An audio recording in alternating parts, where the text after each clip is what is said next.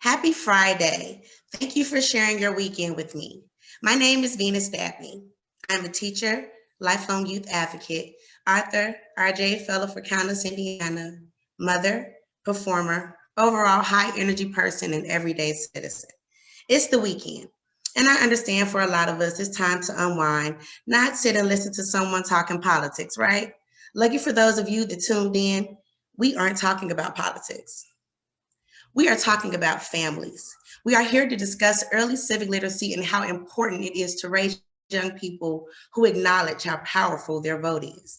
We will be discussing civic engagement and what that is and some action steps parents and youth can take to become more involved. Welcome to Counting Kids In. So let's jump right in. What is civic literacy?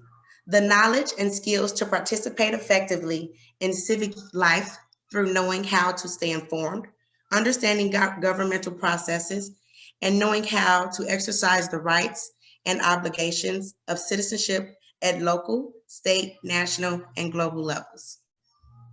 Why should we promote early civic literacy? Why do we promote introducing manners early? We should promote early civic literacy because civically literate citizens are more likely to vote, know how government works, and how they can work together to be heard. When do we introduce the ABCs in counting? Good health and hygiene practices. We start as early as we know they can understand. Many of us know or have heard that the first 5 years are especially crucial for physical, intellectual, and social emotional development. The earlier behaviors are introduced, the more common they are to become normalized. I'll use myself and my family as an example.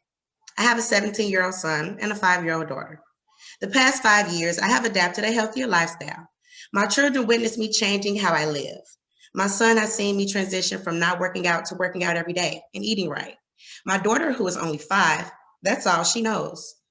When I don't work out, she'll say, "Mommy, you didn't work out today. Come on, we have to do some planks or go for a walk." Me modeling a healthy lifestyle has become her norm or a norm in our household. Whereas when my son was her age, it wasn't. I always provided healthy options for my son, but did not model for him as I could have. I share that little bit of information with you because just like modeling healthy food choices or a child wanting to shave because they watch dad, they are watching, they are listening. What we do and don't do shape who they are and who they become, who we become. Why should we teach our kids to vote?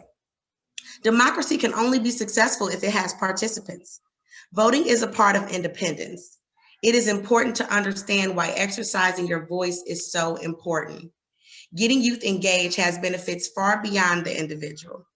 If we invest in positive, pro-civic youth opportunities as a strategy, we can enhance everyone's economic outcomes. We see evidence of this in the limited civic knowledge of the American public. According to a 2016 survey led by Amberg Public Policy Center, 1 in 4 Americans are unable to name the 3 branches of government. Most of the research on the correlation between civic engagement, prosperity, mobility, or equity looks at the education system. More current studies are focusing on the youth, high school, college age. With not many studies discoverable surveying civic literacy correlating to home life, it makes me wonder if we are placing enough focus in our homes and not relying on the schools to mold our young citizens. It is time that we start encouraging our children's voices. Healthy expression of that voice is exercising their right to use their vote. What can we do at home in our Black and Brown communities to increase civic engagement? Let's start by explaining what that is. Some people just don't know. Civic engagement is working to make a difference in the civic life of one's community and developing the combination of knowledge, skills, values, and motivation to make that difference. Weak civic engagement has detrimental effects on economic, educational, and social growth. As parents, we want to shield our children from certain situations we feel they may not be ready for. Politics are a perfect example. Putting up a wall between our children and politics may be our initial instinct, but it may send a message that discourages their interest and overall involvement civically. Why would we wait and place all the responsibility of our children being properly civically prepared on a system that ultimately wasn't designed for us? We have to start by being the towers of civic strength and engagement needed in our homes and communities.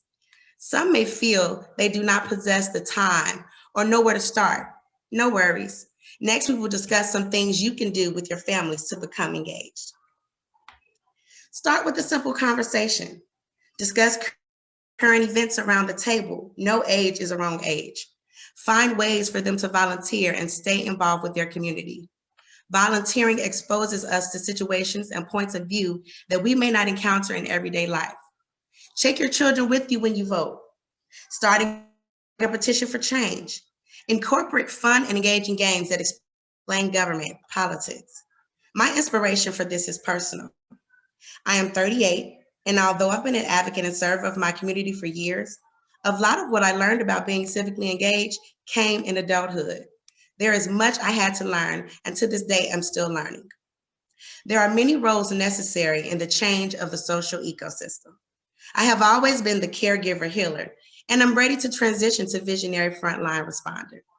I grew up in a home where conversations about voting, elections, and civic engagement were not the norm, especially for young children. My teenage years, my memories of government and local politics were that of what I learned at school, watching on television, or my mom letting me know that I had to prepare dinner for my siblings because she had to hurry from work to the polls before they closed. We did not discuss who she was voting for or what they stood for. I understand that these conversations were not left out intentionally. Many parents feel their plate is already heavy, balancing life, family, and work. By adding the responsibility of politics would be too much. I can admit to being one. According to Dr. D. Hilligus, a professor at Duke University, if we don't do the work at home, they won't get it. She states that we memorize bubble sheet civics, facts, and figures about history, and that is very disconnected from the information that's actually needed to participate in civic life. The knowledge and skills this jumpstart will provide will build a normalcy in our Black and Brown communities that we need to adapt to. The normalcy of holding ourselves accountable. It is time to make politics personal. Have intimate conversations with your loved ones. We are responsible for our children, our voice, our vote. The single best predictor of the participation of the single best predictor of the participation of young people, are the participation of their parents, says Dr. Hilligus. I'd like to leave you tonight with a direct call to action. Make politics personal.